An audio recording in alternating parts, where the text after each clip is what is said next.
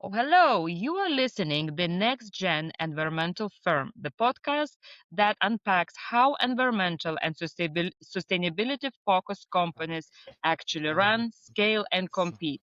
We talk with the founders, CEOs, and technical leads who are solving real bottlenecks, building resilient teams, and using smarter systems to stay ahead in the fast changing market. Today, I'm joined by Professor Alan Tratner, the International Director of Green2Gold, one of the longest running environmental innovation incubators in the world. Professor was involved in the founding of the original Earth Day and has spent more than 5 decades helping inventors, scientists, and climate focused entrepreneurs bringing breakthrough ideas to market. Under his leadership, Green2Gold has supported over 100,000 innovators globally and incubated more than 300 mission-driven nonprofits. I'm excited to dive into the shifts he's seeing across sustainability, climate innovation, and the future of green innovators. Welcome. Aloha, Jolanta. Thank you. I'm thrilled to be with you today. Well, thank you so much for joining today, and especially everything is happening in the Hawaii. I know you've been dealing with historic storms, outages, so I really appreciate for conversation today. How are things on your side today, and has the weather come down? It's the worst of it after weeks of pounding and flooding and everything was this past uh, Friday, Saturday, Sunday. It was unprecedented, biblical in proportion about the downfalls, like 33 inches of rain and 80-mile-an-hour winds, a lot of destruction and stuff like that, and power outages. But and we're facing another series of storms that would happen Thursday through next week. So it's just a group of incredible, unprecedented climate-driven storms that are pummeling the Hawaiian Islands, and where we are is in Lahaina, that the whole world watched from a climate-driven disaster, the fire that disintegrated the city of Lahaina. And we've been trying to build back green. That's one of our projects that we'll probably talk about where entrepreneurs and people with supplies and technology can make a difference when people build back to be sustainable after these climate disasters. So thank you for asking. We're fine right now. We had some wind damage and some wet damage, but we're fine now. I hope it will be finished soon and life can back to normal. But this is really heartbreaking to hear that you have to suffer so much, and it shows that nature is powerful, and we really rely on nature to live our life. Right. So let's start a little bit about background and Green2Gold origin of story. You mentioned during our pre-call that you were involved in the founding of the original Earth Day. How did the moment led to the creation of the Green2Gold? Well, the interesting part of that story that I've often had to tell the media and our members is that I grew up when I was in high school during the 60s. It was the time, this 1960s were all about activism and in civil rights and anti-war and stopping atomic bombs and women's rights and voting rights and all kinds of things. And it was an activist time. I actually got to walk with Martin Luther King Jr. About civil rights, and those we were brought up in that idealistic, energized decade. And what happened in 1969, two major things happened on the planet. One is that the highest level of technology was achieved when mankind sent America sent to the moon, the three astronauts. And in fact, Buzz Aldrin, the second man on the moon, had been on my board of directors for years and loves what we do about the planet and entrepreneurship and innovation. But basically, that was incredible about putting the man on the moon and bringing them back safely. And then the same year, in 1969, was a historic oil platform blowout, Union 76 oil platform in the Santa Barbara, California channel. And those of us that cared about what was happening flocked up there to volunteer and try to clean off all the animals and birds and everything that were affected by this horrible oil slick that was coming onto the beautiful beaches of Santa Barbara and killing so many creatures. And it just made me get very much involved in doing something about the environmental issue. And what we were doing at that time in colleges were called teach-ins about these various civil and other political problems. And there was a great need to do a teach-in about the environment and what we had been doing to harm it and poisoning the air, water, and land. And a very wonderful conservationist senator, Gaylord Nelson, uh, literally made this idea, why don't we do a teach-in and about the environment? And the whole world saw the magazine articles and the news coverage of the environmental mess in Santa Barbara. It was they call it the beginning of the modern environmental movement. Of course, people before that, Jolanta, had written books like about Silent Spring, about the pesticides destroying the eggs of wild birds and all that kind of stuff within the Sierra Club. And people had done issues about conservation and the environment, but it got to be so terrible in the industrial uh, revolution of all the pollution that was happening. So the idea came out, and I happened, as a result of the 1969 situation and being involved in volunteering, I thought I'd start a little environmental action group and about what people can do in their own homes. And we printed a book called The Personal Solutions, and the media picked up on it. And all of a sudden, I was thrust into that. And it turned out that uh, the senator and other people surrounding him asked me if I could be involved in helping with the founding of Earth Day on uh, which was April 22nd, 1970. And it turned out a big surprise for us. All of us that volunteered, we didn't get paid for that. But this crew of people across the country, nobody did this by themselves. It was all of us working together, but we achieved 1/5 of the US population turning out for the first Earth Day. And it's grown to be, as everyone knows, the largest civic event on the planet. Every year, billions turn out. And it's taught in the schools, and all kinds of things have happened. The Environmental Protection Agency occurred, and the Air and Water Acts, and clean, and waste recycling, and everything that's permeated our culture for all these 56 years now came as a result of that teach-in. And we have musicians and actors and Nobel Prize winners that joined with us. And I decided to take our citizen group on the birth of Earth Day and created into the Green2Gold, the environmental education group. And we launched it on Earth Day along with Earth Day, and it's grown ever since. And you already mentioned the scope of what we are globally. And we were pioneers about the green economy, an inclusive, sustainable green economy that would be a solution to most of these problems that civilization has, and the environment and the biosphere that provides all the life support system of Spaceship Earth, as Buckminster Fuller called it, Spaceship Earth. We're all on this little spaceship, and we better take care of that life support system. It's the only one we have. There's no plan B, or planet B for that matter.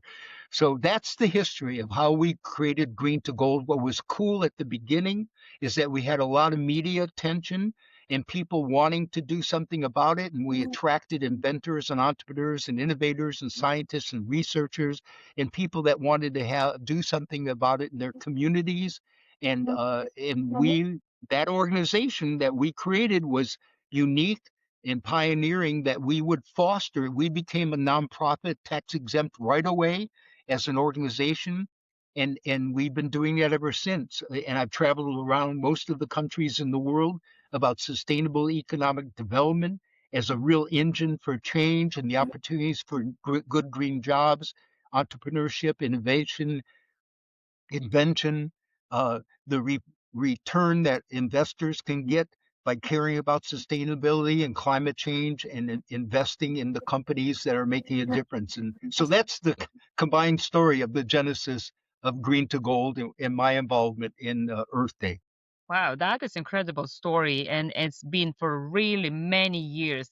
Amazing. But I would like to ask as well, what were the biggest obstacles in building an incubator model that didn't really exist yet? Well, this is kind of interesting.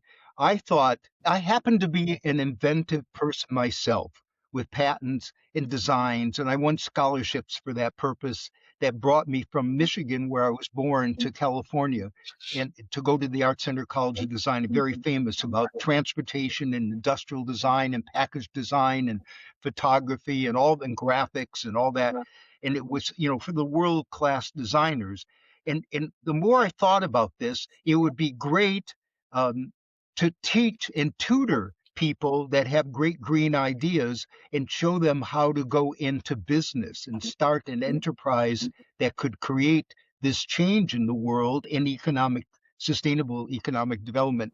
And so there were really no true incubator models back then in 1970, and the U.S. Small Business Administration was helping was pretty I think they were just before us, but they were helping small businesses. And I watched what they were doing with their programs. And it just gave me the idea that an incubator, kind of like the idea of hatching these eggs in a warm, secure place, a traditional incubator for farms and birds. And then they have incubators nowadays, of course, for babies and premature babies. But that whole idea seemed to be a great way to go about it. And I didn't want to complicate matters as other types of incubators since then have done, where they take equity in the ventures. We are non-equity incubator. We're nonprofit tax exempt, and we try to help everybody. We're mixed use, mixed tech, which is another interesting wrinkle about us. That means somebody with a restaurant idea or a new toy or a high technology energy device or whatever it might be, they're all welcome in our incubator. We're mixed use and mixed tech, and so that's how we came to the conclusion that fostering, we invented our way into the mess with all the pollution. We could invent our way out of it. And I was trying to push the inventive entrepreneurial spirit through a tutored plan. And we learned our ropes right away. We saw the obstacles and ran into them about fundraising and how to protect your intellectual property, patents and copyrights and trademarks, and how to set up a business and make it viable. And the additional thing that you mentioned is that from the get go, since we were a nonprofit, we thought, why don't we help missions of nonprofits that are sustainable and responsible environmentally and in terms of also humanity. And so that's part of what we do. And there's a wonderful synergistic, symbiotic relationship between our nonprofits and our for-profits that we incubate and the mothership Green2Gold. So that's how that all came about, and it's proven to be an incredible, powerful tool. Right now it's at about 90% success rate. That if somebody comes to us with a great idea for a venture or a nonprofit for that matter, that we can achieve that kind of success rate. And ironically, America is one of the most entrepreneurial countries in the world, ripe for opportunities in environmental entrepreneurship and everything. 1 in 10 Americans forms their own business. In Japan, for instance, it's 1 in 100. So this is a great opportunity, but there's also terrible failure rates when you do it all by yourself, when you go it alone. It's like 90% failure rate in the first to third year.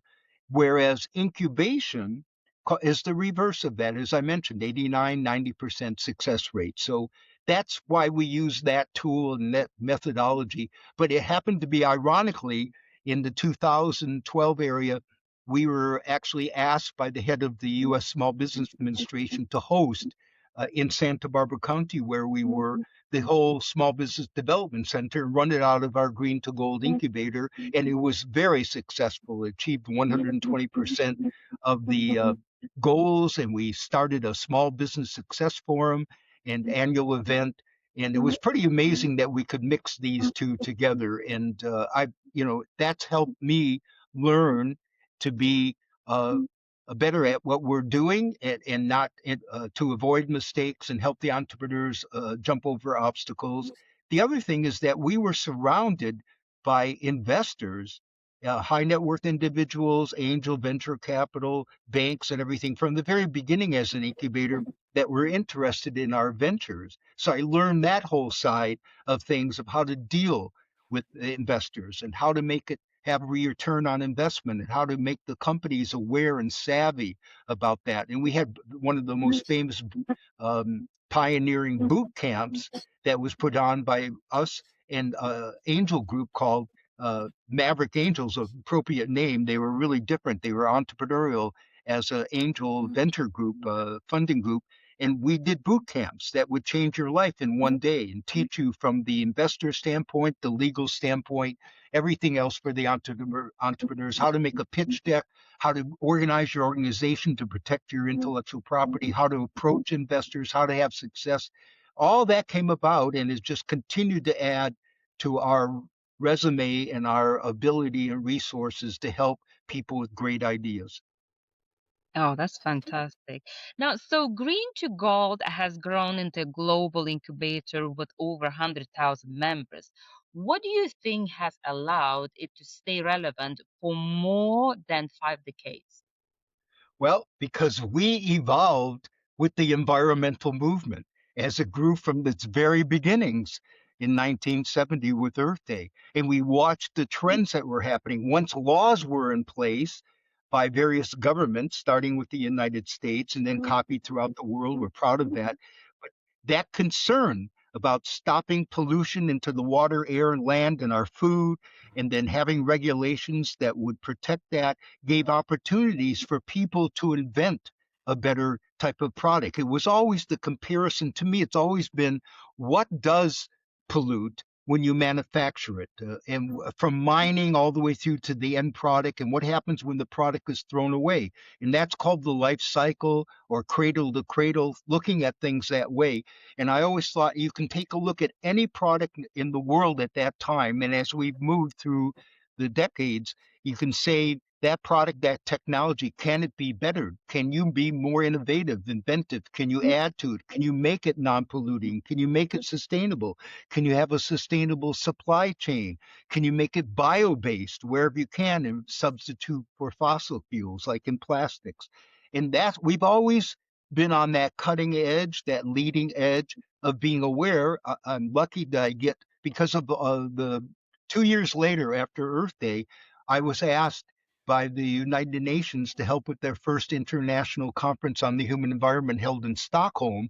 And there was, 100 plus nations came together, NGOs, non-governmental orgs, and I got a grant to write a whole report on energy options for man, which was entirely from rubbing two sticks together to make fire all the way to fusion energy and beyond. And it was a pretty amazing thing that was handed out to all the attendees and went into a science wall chart.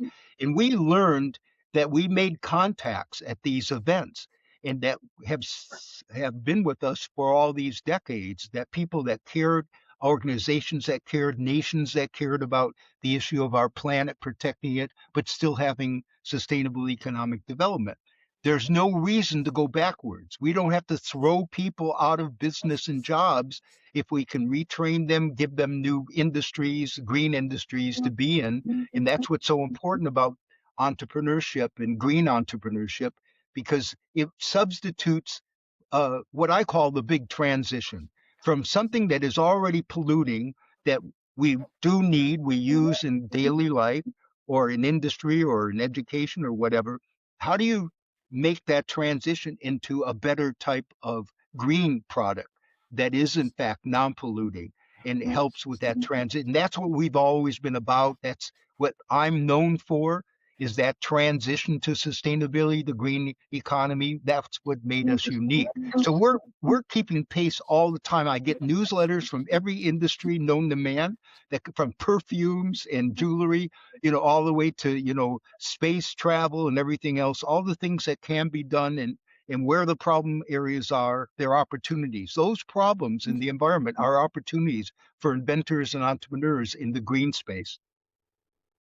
Right, right. So you've been the environmental and sustainability sector since 1970s to today. What major shifts stand out to you right now?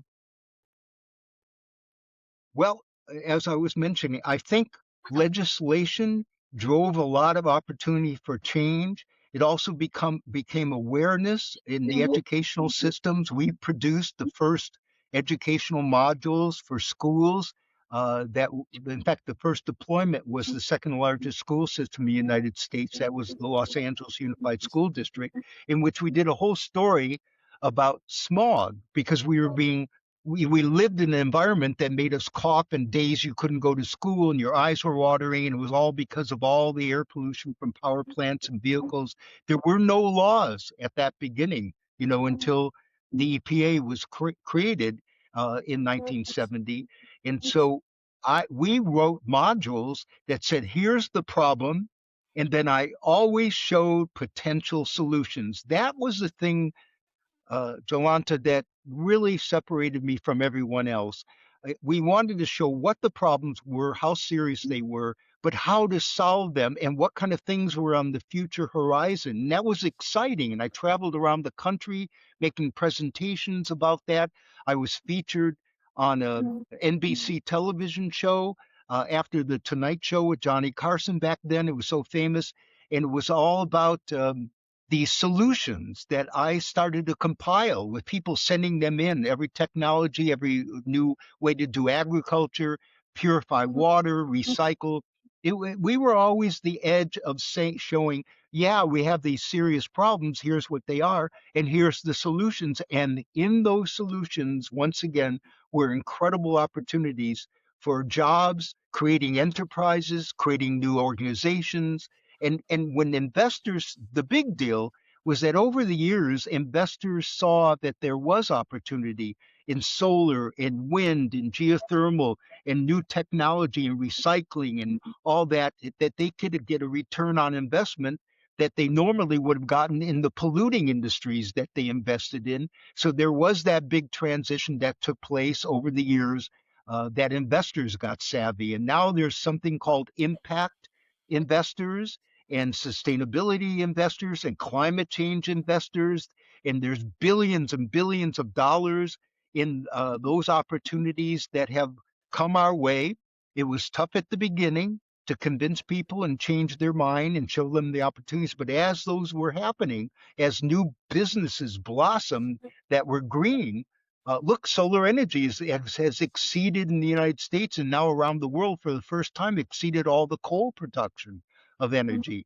And wind is catching up, and geothermal will be the next big deal. It's the whole power of the earth itself. So that's the opportunity. Always the problem, always the solution. We do that even in the pitch decks. That's how we do our investment decks. Here's the problem that we're solving. Here's the solutions that we have.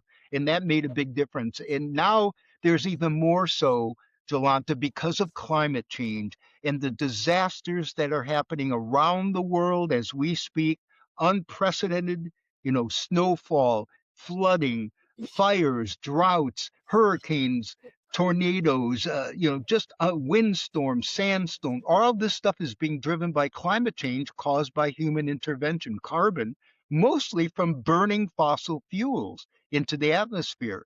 And we have solutions for that in many ways. It's stopping combustion. That's electric vehicles, of course, and the whole range of electric powered transportation, ships and airplanes, and of course vehicles and trucks and tractors on the farm.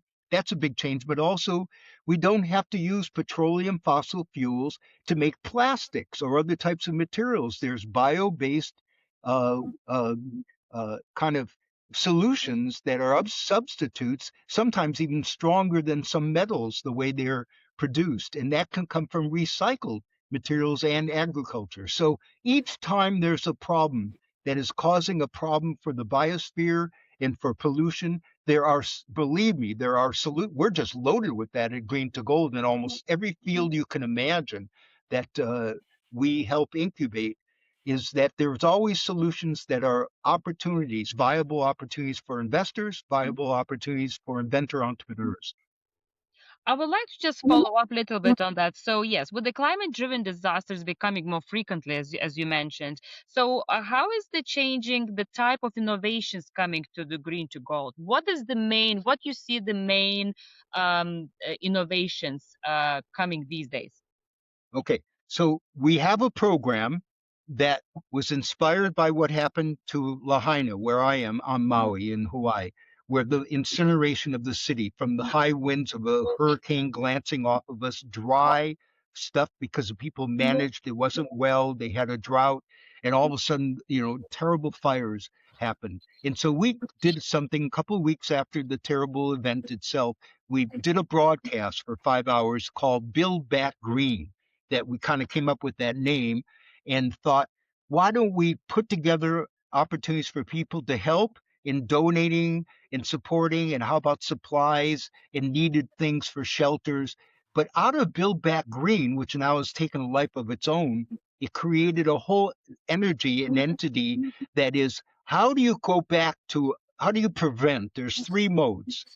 One is prevention and resilience, of course. How do you prevent it in the first place so you don't get attacked or burn up or flooded? There are solutions for all of that for the most part. Then there's the second thing is, when you have that terrible disaster, what do you do to build back sustainably, securely, have food security, have energy security, have build back buildings that won't burn down from fires, and that's Build Back Green. And then the whole enchilada, so to speak, is the entire program that we call the transition to sustainability in the localized green economy. How do you build that in micro manufacturing? That's non-polluting. All of that came spun off from the work that we have been doing all these decades, but was kind of focused in Build Back Green. So we're being asked in Mexico, in different states, in different countries, and island nations, and what we're doing here to help about building back green. And that's where the inventor entrepreneur and the innovator and the scientist and researcher can look at what happened in that particular location that caused all that destruction and what would be the solutions. And it's kind of interesting how those spin off new technologies, new patents, new trade secrets, new products, new services, all that can come together. And we've kind of amassed quite a bit of that in something called Regen Global that harbors uh, Build Back Green and everything that we care about in our transition to sustainability. And that means that somebody can call us up that's been hit by this kind of a disaster, a natural disaster, climate change driven. And we have experts and technology and products and services and methodologies from the ground, the soil remediation, all the way up to buildings that are sustainable and green and renewable energy and transportation, all the fields that were affected by that. We have those solutions that we've combined into Regeneration Global. It's a strategic alliance. So we're staying, we're keeping pace, keeping ahead, and there's such opportunities. And as you know, I talked to you about something that most people aren't aware of, and that's called licensing. And I'm an expert in technology transfer and licensing, because what you can do, it isn't always you having to build the product and build a factory or contract with a factory. It's that you own the intellectual property rights to a great idea and make a prototype and prove it and all that. But then you can license it. In licensing, it gives it power to the manufacturers that have manufacturing, that have tooling, have engineers and experts, and they can open up a new profit center within their companies. And we try to push that all the time, that it isn't just creating your own product, however, whatever dream you have as an entrepreneur, but there's also ways, revenue streams to make money off of licensing and technology transfer to different entities that are willing to take it on and smart enough to handle it, and they commercialize it, and then you get financial reward in the terms of royalties and things like that. So there's different wrinkles that we've learned that help that entrepreneur, that green entrepreneur, environmental entrepreneur succeed in different ways to do it. And how do you exit? How do you track the acquisition side of other major companies that look at you? And mergers and acquisitions happen in every field. And that's another thing we become specialized in. How do we make your company attractive to a bigger player that might buy you? And then all your investors succeed, you succeed, and a company that has more resources, you know, goes further with what you had by acquiring you. It happens in every field, mergers and acquisitions. So these are things that we're just pointing out quickly today, but we're specialists in that. We've seen what opportunities, pathways there are for success. May I touch a little bit about the wrinkles that you just mentioned? So, from your vantage point, what are the biggest challenges climate-focused innovators faces today? Let's see. Notwithstanding, and this is true and factual, and everyone knows it that knows the news and follows it. The American administration since last year, the current administration is anti science and anti environment and doesn't believe in climate change and is stopping renewable energy wherever they can halt it. That's the biggest challenge that I've seen since last year, 2025, going into this year, since Earth Day. That's a mouthful for me to say that as big a challenge as we had before pollution controls and all the acts to protect the environment and the world happened from Earth Day and onward. The biggest challenge we faced for the entrepreneur, inventor, the nonprofit has been this U.S. administration right now that is against all these things and cutting back on grants that were given and the non-dilutive money of grants that makes it very attractive to help companies build and nonprofits grow and succeed. So that's the biggest challenge. The other one is the movement because of that political climate in the United States, not necessarily overseas, by the way, not necessarily in the individual states or communities where they're still concerned and want to change all that and have green industries and good green jobs. But because of the complexion right now, at least in the United States, about the anti-environmental stuff, we have to make up for that. And that's why we pushed into this whole field of substituting the money that used to be available from the federal government that was for helping these entrepreneurs and these different innovations succeed. We have moved into where can we get grants and support as well as investors for startups and for the nonprofits. It's always been the case of going after grants and sponsorships from corporations or government and donors and gifters and campaigns to raise awareness. But we can do that same model, ironically, for a for-profit entity, and we're doing that. We have a whole program that has identified this empowerment that can help people make up for the lost opportunities, at least right now in the U.S. federal government. But if you can go to states and communities, their economic development and their sustainability. There's still opportunities there in the United States, state by state, and communities. The federal government is problematic right now, even with the court cases trying to push that back and stuff.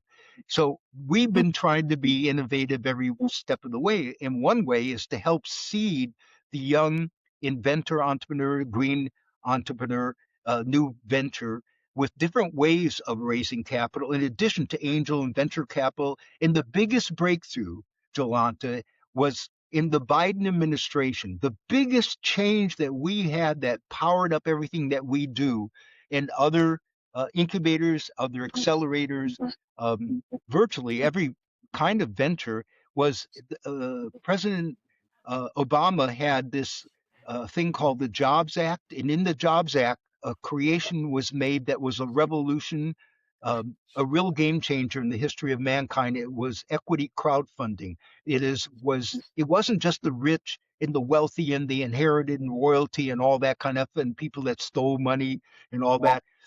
That were investors. Now they're what meant to every person. It was called the democratization of investing, that anybody in the world, accredited or unaccredited investor, could invest in a United States company. And that's equity crowdfunding. And nowadays they even have crowdfunding at $10 a share and that low.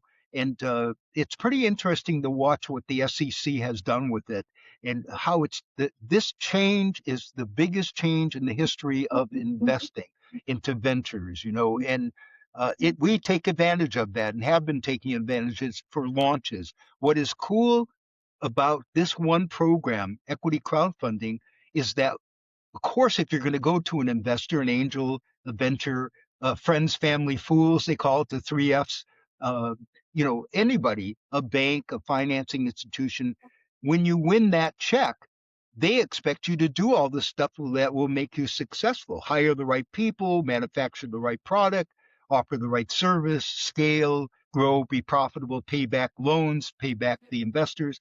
But guess what? In equity crowdfunding, the campaign that puts you out to the world for anyone to be able to invest in you is a campaign that also brands you and markets you and offers opportunities to customers, supply chain, distributors, the manufacturing opportunity. It just everything comes together in a massive campaign in an equity crowdfunding. And that is the biggest game changer that powers up for me, my standpoint, people that have new ideas, especially in the entrepreneurial inventing field on of green sustainability, renewable energy, agriculture, transportation, building materials, every part, clothing. Do you know that? Like, I think it's 1/5 of the carbon that goes into the atmosphere every year that contributes to climate change comes from the manufacturing and shipping and everything of clothing, of all the apparel that's one. And we had a whole deal that was in January. We had something called Super Green Live that was for 3 days on every continent except Antarctica. And we had amazing speakers. We were co-producers, co-sponsors, etc., co-presenters. We had a whole fashion show on the last day about what was happening in sustainability for the fashion industry, clothing, apparel, how they were changing about fabrics and recycling and bio-based materials and what people, designers could do. That's a big change in every industry, every activity, every involvement that mankind does in making things and selling those things. There are opportunities to change them in that transition from polluting or non-sustainable to sustainable and non-polluting. And that's what I've been about, what our organization's about, and other people are working on around the world. Oh, that's amazing. Actually, just recently I've been talking to Regenesis student-led organization where they asking people. So they saying everyone has like at least two items in the wardrobe that is they never worn. They bought it but never worn. So they're asking to bring and they are selling this to the students with the minimal price. So basically brand new. So to kind of recycle, but not recycle because the textile is and all this manufacturing clothes is big issue for Yeah, but environmental. right. And I'm going to tell you something. Recycling is reuse, upvaluing other materials that were once waste and remaking them and remanufacturing. All of that is fine about regenesis. I should mention that we are blessed with like 140 plus interns from around the world. We're global, so we allow everyone, and we have master engineers in electronics and computer sciences and finance and art and design and manufacturing and all these kinds of incredible interns that learn a lot from us, helping our both for-profit and nonprofits and Green2Gold. And we welcome those collegiate level, even sometimes high school level, and post-grad, retired people, wisepreneurs, we call them, retired folks coming back to help us. We welcome that because one of the things I say to all the interns is I want to teach you two things in life. One is a lifetime skill of how do you get grants? How do you research them? How do you apply for them? How do you become successful in the storytelling that will serve you well on your resume in your life in whatever you do? How do you get that kind of stuff? But the second thing is we tell all our interns, in addition to helping us and you getting resume credits and bio and portfolio additions and that extra experience from me and other entities, but we encourage our interns to think about being environmental entrepreneurs, environmental inventors, and even the nonprofits. Do you have a great dream of a mission for your community, your country, whatever? That and we do want to do that. If you have that and you're bringing that idea, we want to incubate you while you're being an intern for us. And that has happened countless times, Jolanta, in our organization, in these college students getting an opportunity to be on the ground floor of a new innovative venture that's entrepreneurial and green and sustainable and leading the edge there. And sometimes they are able to get equity, they get full time jobs, consulting jobs, or they make their own. I've always loved when I've watched interns even collaborate with other interns and form a new venture. And that's what we want to propel them. They come to us because they care about the planet. All the green to gold people that come to us, ventures, nonprofits, interns, volunteers, everyone that helps us, is that they're driven to do something about what's happening to planet Earth. And it's a powerful attraction. We never have to advertise.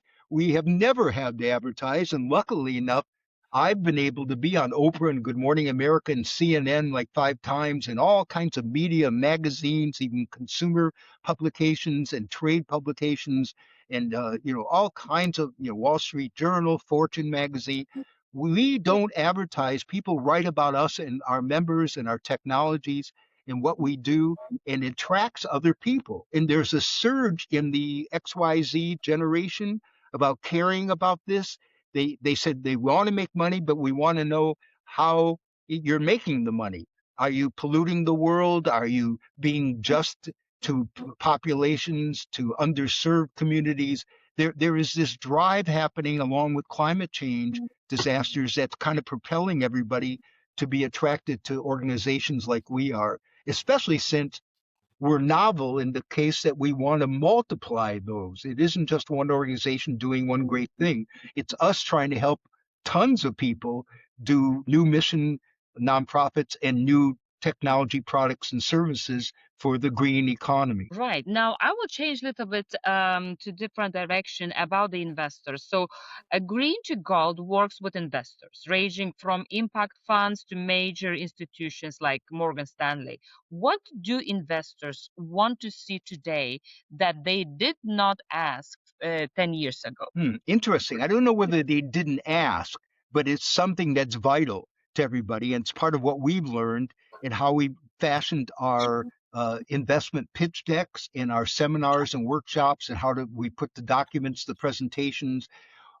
Nowadays, because of the whole surge in YouTube and videos and people having cameras that can make quality videos, it's kind of interesting to be able to tell the story of your team and your products and services with a video, as well as the printed PowerPoint presentation, the templates that we use in preparing for funding. The investors still ask the same questions. They want to know who the team is. The team is what's important, the quality of the team. Who's your advisors? If you're a startup, who's on your advisory board? Who's on your board of directors that have been there, done that in any kind of business, especially the one you're in? They want to know what is the anticipated rollout, the scalability. There's actually 5 criteria that we use all the time for all of our ventures. Some of it's the mix of the old, some of it's the mix of the new. And I'll just go down. It's very interesting. The team. That's what they're betting on, that you can make the money and you'll be profitable and there'll be a return on investment. The second thing of all things is not the product and service, which sounds obvious, but it is, of all things, barriers to competition. What kind of intellectual property, what kind of magic sauce do you have? What kind of barriers to the competition do you have?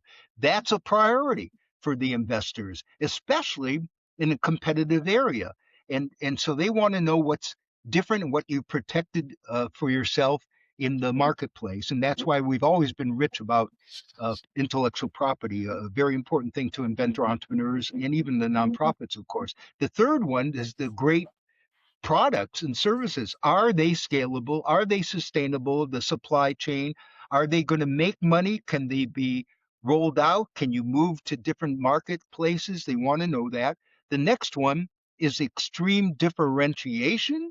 How are you different than conventional products and other competitive products in the environmental field or services? They want to know about extreme differentiation. And then what's in it for us as investors? We want to know what you're offering to us, what would be attractive to us. Is it profit participation? Is it the being acquired that will give us liquidity? What we want to know what's in it for us. And finally, too, is actually the final one in a sense is something I dreamed up. It's how to be first, foremost, and everywhere as soon as you can. Those three criteria seem to be very important for building a successful venture for the investment or financing community. There's strange stuff going on. There's something called pre-seed venture capital. Who would ever thought that? That used to be, like angels and your uncle and whatever was pre-seed. There's such things as pre-seed venture capital. There's debt venture capital. There are new kind of nuances within the ranks of conventional money that have arisen in the last few years that are pretty exciting, especially this new drive about impact and sustainability and climate change remediations and ways to resolve it and mitigate it. So basically, those are what I see as the changes and the vitality of this kind of funding market for environmental entrepreneurs. Brilliant. Now, let's look at a little bit to the future. So, where do you see Green to Gold heading in the next 5 to 10 years? And are there a new program or global initiatives you excited about? Yep, there's a couple of things. First of all, we have this alliance with the Oracle of crowdfunding. It's super crowd for good, super crowd, and we created together this launch that we're going to continue to build on of Super Green Live. I mentioned that event that brought capital together, those people that represent capital and the experts in those various fields with climate change solutions. That's what it was all about at a great time when we needed it most, and we want to grow on that. Another thing that's happened to us that I never thought it would happen, never thought of it being necessary, and that is that we now combined just recently our incubator and all its experience that's mixed use, mixed tech in all fields you can imagine. The only things we don't do, by the way, Jolanta, is weapons of mass destruction and medical quackery. Go elsewhere. But everything else is fair game, okay? But we've combined with something called Tomorrow Biotech. It's two successful up in Northern California, Silicon Valley, San Francisco area, uh, a biotech incubator because biotech and biochemistry and biosolutions that are nature based are amazing opportunities. And they've had breakthroughs. And the people that run that and have created the Tomorrow Biotech we got introduced to at the Super Green Live. They were on one of our panels, and the panel was called the Moonshot, beyond solar energy. And we had all these interesting people looking to the future. So we've combined our efforts in which we've kind of engaged in and enrolled into the Green2Gold incubator, a whole new specialty section about biotechnology as major solutions for sustainability and climate change and incredible opportunities for people in biotech. And it's from two very successful existing ones. And their plan, their ambition is to have many more of these of our Green2Gold with Tomorrow Biotech across the United States and ultimately around the world. This can change the community that we bring it to in terms of the dynamics for the educational sector, for the labor, for good green jobs, for new micro manufacturing of your own renewable energy that's exportable, and for food production, and all these solutions, and the intertwining and interaction between our conventional inventing and entrepreneurship in sustainability and climate change with the biotech solutions. And those two things can sometimes bring awesome solutions. So that's what our future is. And like I mentioned, these new sources for non-dilutive money that doesn't affect the investors that you have or ones in the future, where you can get certain grants and sponsors and ways to raise capital that doesn't have to give away any piece of the pie. That's a trend.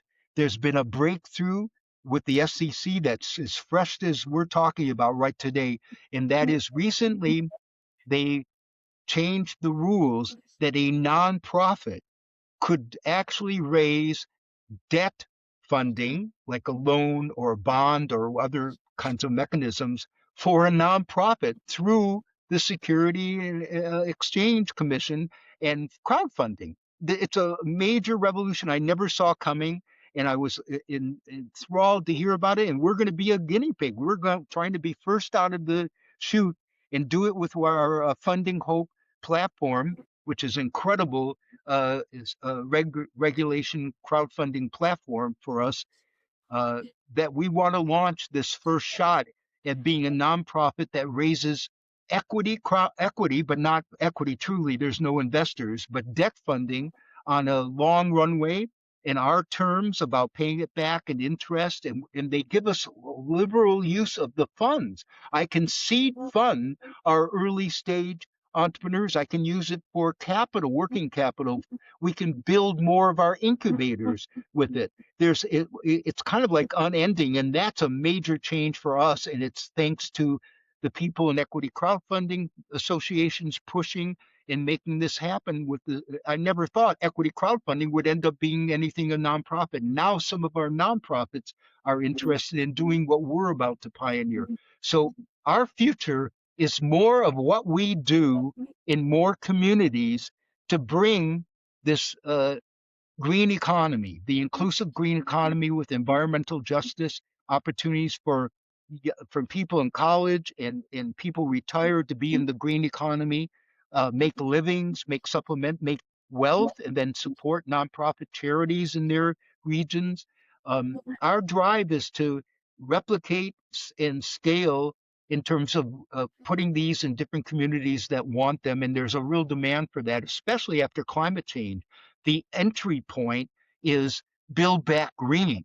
If you've been hit by that, you're going to be introduced to us, and we can bring everything to you that you never even imagined, not only the rebuilding and making you stronger and more secure and sustainable and be able to withstand future climate change, but you can actually be a part of the industry that's helping other communities as well as yourself. You can build your own renewable energy and help your agriculture and build products and services that can be for your community, can be for your state, can be for your nation, can be export opportunities for income. And keeping it local is a big deal. One of the things we learned a long time ago is not to worry about international stuff if you can start at the local basis for the green economy. That's where a lot of traction can happen. We have a whole package about how to bring a Green2Gold incubator to your community, and it tells you the steps to do that. And so I think that's the future for us. Pioneering, we have Regen Media and Regen Global, I told you about. But with a new harm-free emporium we're launching, which is products that are harm-free to the environment, harm-free to plants and animals and the planet, and certification of that, kind of like a new Amazon in a sense that's for environmental products and services. And it can be everything from baby diapers made out of bamboo all the way to renewable energy technology in buildings and new vehicles, air, water, and land. So that's our future, is continue to push and grow the brilliancy of human invention and innovation and entrepreneurship. Wanting to be your own boss is very important in this world when there's issues about whether you're going to have your job, keep your job, you know, all that kind of stuff. Being empowered for your own self as an entrepreneur inventor is really important aspect of human endeavor and the psychology of it and everything. Everywhere I've traveled around the world and in the media, I've always asked the question when I've been in front of live audiences, would everyone raise your hand if you've ever had an idea in your life? And I said, if you don't raise your hand, that means you're brain dead. So, I mean, everybody has had an idea and dreamed of maybe creating something, owning their own business.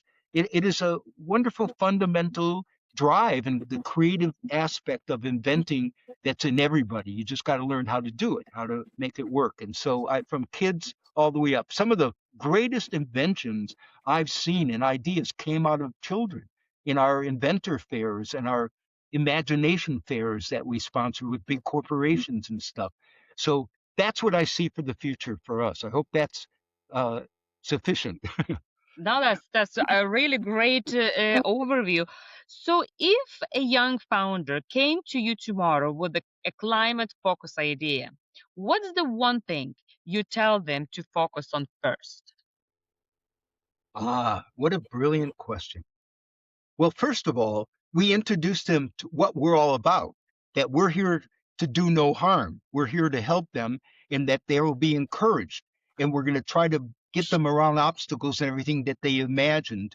That's one of the first things is what we're all about and how we're going to help them. The second thing is to be focused, very diligently focused. And I also say, if you have a job, keep your day job until you can get your venture, your invention, your product, whatever, crossing over the revenue stream that would keep you sustained and alive to grow your business.